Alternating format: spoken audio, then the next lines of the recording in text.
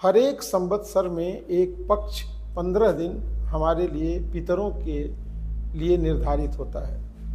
इन 15 दिनों में हम अपने पूर्वजों को, जिन्हें हम पितृ कहते हैं, उनके प्रति अपनी श्रद्धा अर्पित करते हैं। श्रद्धा आगे चल करके उसी को श्राद्ध कहा जाता है। श्राद्ध का मतलब होता है जो श्रद्धा पूर्वक किया जाए। हमारे सनातन धर्म में ये बहुत बड़ी सुविधा है कि हम जिस तरह से भी चाहें, जिस स्थिति में भी चाहें, अक्षत, फूल और जल से भी अपने पूर्वजों को तृप्त कर सकते हैं।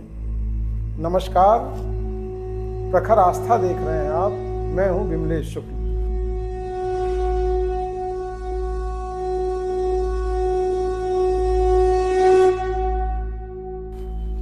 भाद्रपद की पूर्णिमा और आश्विन मास के कृष्ण पक्ष की प्रतिपदा से अमावस्या तक का समय पितृपक्ष कहलाता है। इस बार ये पितृपक्ष 18 सितंबर से शुरू हो रहा है। इस पक्ष में मृत पूर्वजों का श्राद्ध किया जाता है। पितृपक्ष में पितरों की मरण तिथि को ही उनका श्राद्ध किया जाता है।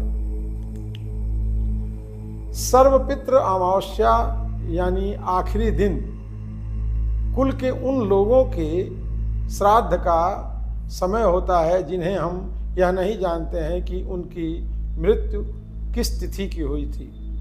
अमावस्या और पूर्णिमा के दिन में पितरों का श्राद्ध किया जाता है। शास्त्र के अनुसार मनुष्य जीवन में 3 ऋण मुख्य हैं। ये हैं देव ऋण, दूसरा ऋषि ऋण और तीसरा पितृ ऋण। इनमें से देव ऋण यज्ञ आदि द्वारा, ऋषि ऋण स्वाध्याय और पितृ ऋण श्राद्ध के द्वारा उतारा जाता है। इस ऋण का उतारा जाना जरूरी होता है क्योंकि जिन माता पिता ने हमें जन्म दिया है, हमारी उनके प्रति भी जिम्मेदारी होती है। हमारे पितृ जब प्रसन्न होते हैं तो हमें सुख, समृद्धि और आरोग्य प्रदान करते हैं। पितृ पक्ष में हम अगर अपने पितरों का श्राद्ध करते हैं तो निश्चित रूप से इस लोक में हमें वो सारी चीज़ें उपलब्ध होती हैं जिनकी हम अपेक्षा करते हैं।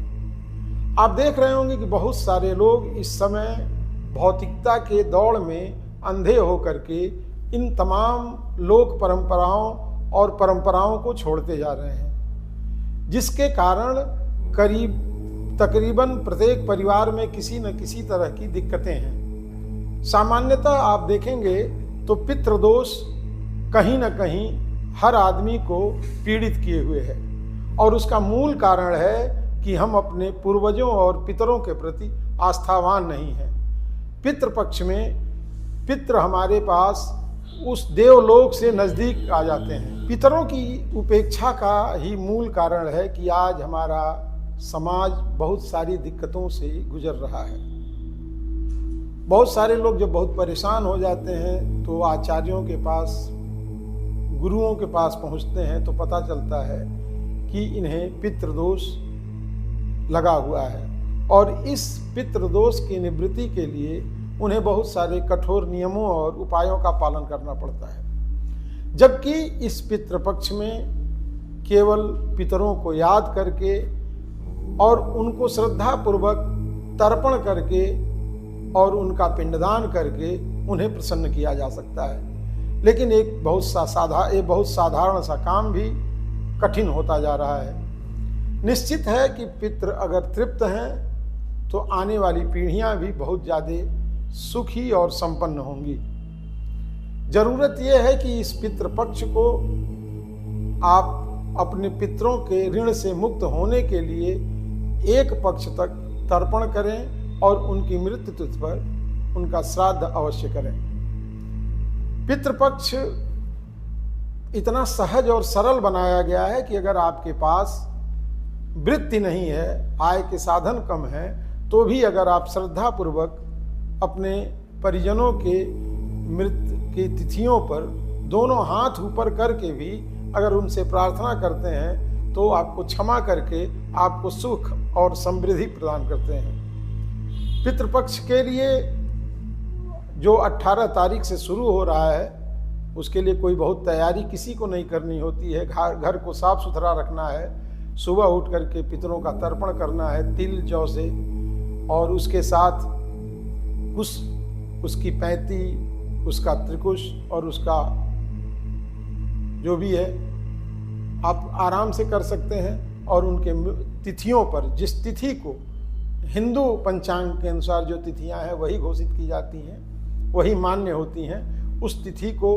अगर आप बुला करके भूखे लोगों को भोजन कराते हैं तो निश्चित रूप से वो सब कुछ आपके पितरों को मिलता है और वो आपके जीवन को हर तरह से परिपूर्ण करते हैं। प्रत्येक हिंदू का ये कर्तव्य हो जाता है कि इस पितृपक्ष में अपने पूर्वजों और पितरों का श्राद्ध करें, तर्पण करें और उनके आशीर्वाद को प्राप्त करें, ताकि उनका जीवन सुखी और मंगलमय हो।